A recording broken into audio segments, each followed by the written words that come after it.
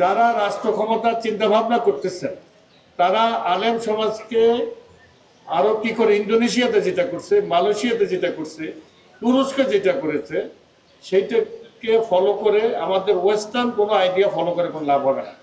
আমাদের নেতার পরিচয় হতে হবে 92% মুসলমানের, 18 কোটি মুসলমান দেশের নেতা, সংখ্যাগরিষ্ঠ দেশের মুসলমান নেতা। আগামী দিনের যে শক্তিশালী বিশ্ব ব্যবস্থা, শক্তিশালী বাংলাদেশ যাতে তার অংশীদার হইতে পারে, সেটার জন্য এই যে সমাজ তৈরি করা, এই যে আমাদের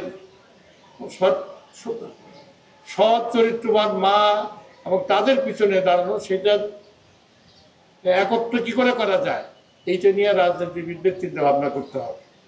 বাংলাদেশে যিনি আগামী দিনে যিনি আসবেন ক্ষমতায়, এটা আল্লাহ তাআলা নির্ধারণ করে রাখছেন। আমরা সামনে দেখব, আমাদের শুধু দেখার পালা, অংশগ্রহণ করার পালা। সেটা হলো কিন্তু বাংলাদেশকে ধর্ম নিরপেক্ষ রাষ্ট্র, এই পরিচয়ে বাংলাদেশকে আগামী দিনের যে বিশ্ব ব্যবস্থা তৈরি হচ্ছে, আগামী দিনে মুসলমানদের যে অর্থনৈতিক শক্তি, জনশক্তি, সব কিছু মিলিয়ে শক্তি হচ্ছে, সেটা তৈরি করার অটোমেটিক্যালি কাজ শুরু হয়ে গেছে।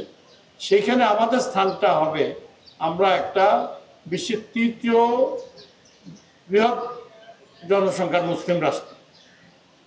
সেই পরিচয়টা শান্তিপূর্ণ এবং একটা ডিসিপ্লিন সমাজ করার জন্য আমাদের সমাজে এখন সার্বিকভাবে ভেঙে চলে গেছে একবারে এমন বিশৃঙ্খলতা, এবং ছোটোখাটো অপরাধ হলে সোশ্যাল মিডিয়া থেকে নানাবিধ শুরু করে এটার সাথে রাজনীতি মিলে সমাজ কিন্তু এখন একটা, সকলে আমরা যারা সাধারণ মানুষ আমরা শঙ্কিত।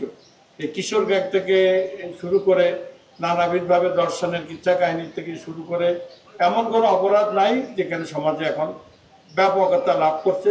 সমাজে যতটা ব্যাপকতা লাভ করছে, চিন্তা চেতনায় আরো বেশি। এই সমাজটাকে অর্থনৈতিকভাবে রাজনৈতিক নেতৃবৃন্দ ঠিক করবেন, নেতৃত্ব দিবেন, কিন্তু সমাজ যদি ঠিক না থাকে, যেমন ব্রাজিল, নাইজেরিয়া, এগুলো অর্থনৈতিকভাবে অনেক সমৃদ্ধিশালী রাষ্ট্র, কিন্তু তারা সমাজকে ঠিক করতে পারে না বিধায় আজকে তাদের অর্থনৈতিক শক্তিতে তারা কিন্তু বিশ্বের টপ 5 বা 10-এর মধ্যে আসতে পারে না। সম্পদ নিয়ে কিছু লোকের ধন সম্পদের মালিক হয়েছে। কিন্তু বাংলাদেশের সৌভাগ্য, বাংলাদেশে আলেম সমাজ অত্যন্ত সুশৃঙ্খলিত।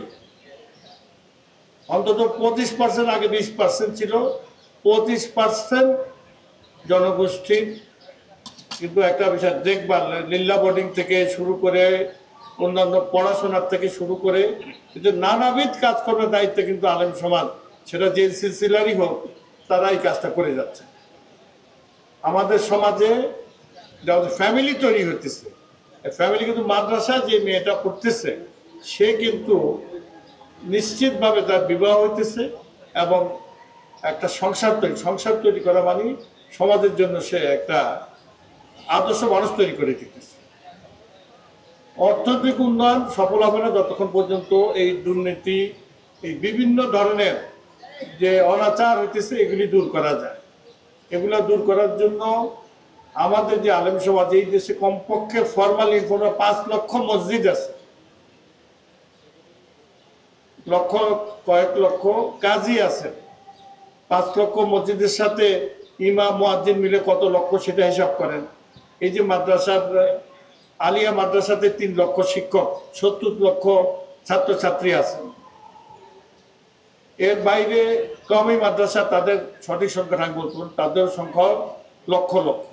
এদিকে শেষনা পিসাব হুজুর বসে আছেন, ওনাদের নিজস্ব উদ্যোগে দিনিয়া মাদ্রাসা, কারণ এই যে আলিয়া মাদ্রাসার বর্তমান যে অবস্থা, সেটারও কিন্তু 4,500 মাদ্রাসার উদ্যোগটা কিন্তু শেষনা শরীফ।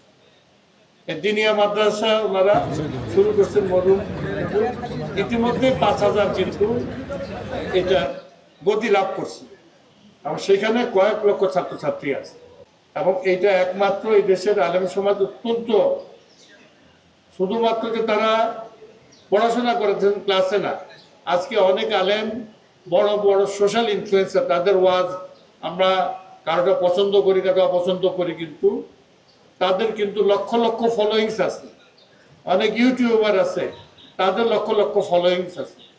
সব কিছু একত্র করে আলেম সমাজের চিন্তা চেতনাটাকে, এই সমাজটা তাদের অধিকাংশই কোনো রাজনৈতিক অভিলিপ্সা নাই বা রাজনৈতিক কোনো কিছু মন্ত্রী হইতে হইতে কোনো কিছু, কিন্তু তারা চায় যে বাংলাদেশটা সঠিকভাবে ইসলামী শিক্ষা দীক্ষার উপরে ভিত্তি করে সঠিক ইসলামী সমাজ যাতে হয়। এই দেশের আলেমী সমাজ সব ধরনের উগ্রতা, সন্ত্রাসবাদ বা সন্ত্রাসী কর্মকাণ্ডের বিরুদ্ধে বরাবর ছিল, এখনো আছে, ভবিষ্যতে থাকে।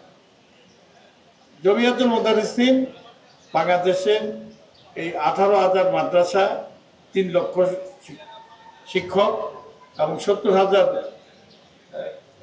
লক্ষ ছাত্রছাত্রীর আপনার একক সংগঠন। নানাবিধভাবে বিভিন্ন রাজনৈতিক দল তাদের কলেবর বৃদ্ধি করার জন্য এখানে মাদ্রাসার মধ্যে চেষ্টা করতেছেন, যেহেতু সেটা ঠিক হচ্ছে না। মাদ্রাসা শিক্ষা সবসময় অরাজনৈতিক থাকা মাদ্রাসা শিক্ষকদের জন্য ভালো, ছাত্রছাত্রীদের জন্য ভালো। আগামী দিনে এই দেশের আলেম সমাজ যাতে সমাজের একটি গুরুত্বপূর্ণ অংশ হয়, সেই ব্যাপারে রাজনীতিটা গভীরভাবে চিন্তা করবেন। মাদ্রাসাকে হালকাভাবে দেখার কারণে এই যে অগস্ট বিপ্লব হলো, অগস্ট বিপ্লবের যে বড় বড় নায়করা, সে নাহিদ বলেন, আসিফ বলেন, মাহফুজ বলেন, আক্তার হোসেন বলেন, এরা সকলে কিন্তু আমাদেরই মাদ্রাসার ছাত্র। তারা পরবর্তীতে তাদের যোগ্যতা বলে বড় বড় বিশ্ববিদ্যালয়গুলিতে দিয়ে মেধায় তারা সর্বোচ্চ পর্যায়ে পড়ছে। তারা সব মেধা দিয়ে, তাদের মেধায় কিন্তু এটা সম্ভবপর হয়েছে। তো তাদের তো একটা ক্রেডিট আছে। তো মাদ্রাসার ছাত্রছাত্রীদেরকে হয়তো তারা গর্ব করে, তার অহংকার করে তার পরিচয়টা বলে না, কিন্তু এই লেবাসের মধ্যে, টুপি দাড়ি, এর মধ্যে সাধারণ লেবাসের মধ্যে কিন্তু বিশাল জ্ঞানের ভান্ডার লুকাইতে আছে। রাষ্ট্র এবং রাষ্ট্র বলতে হবে যে আগামী দিন যারা এই রাষ্ট্র পরিচালনা করবেন, তারা এই ভান্ডারটাকে সঠিকভাবে কি করে কাজে লাগানো যায় সেই ব্যাপারে এখন থেকে চিন্তা ভাবনা করেন। জমিয়তুল মুদারিসিন এই ব্যাপার, যেখানে এখানে সরসিনার সাহেব হুজুর, আমাদের চরমনায়ের আমাদের জমিয়তুল মুদারিসিনের সহসভাপতি এবং চরমনায়ের মাওলানা মোসাদ্দেক বিল্লাহ সাহেব, আমাদের জামায়াত ইসলামের মাসুদ সাহেব আছেন, আরো অনেকেই আছেন, রাজনীতিবিদরা আছেন। আমরা আলেমরা কিন্তু যারা ইসলামী চিন্তা চেতনা করে, তারা রসুনের কুয়ার মতন, কিন্তু মূল বিষয় কিন্তু সকলে আলটিমেটলি এক জায়গায় আসি। এই একক শক্তিটাকে কি করে কাজে লাগানো যায় সেই ব্যাপারে সকলে চিন্তা ভাবনা করবেন। জমিয়তুল মুদারিসিন এই সকলকে একত্রীকরণের ক্ষেত্রে একটি বড় মঞ্চ হতে পারে।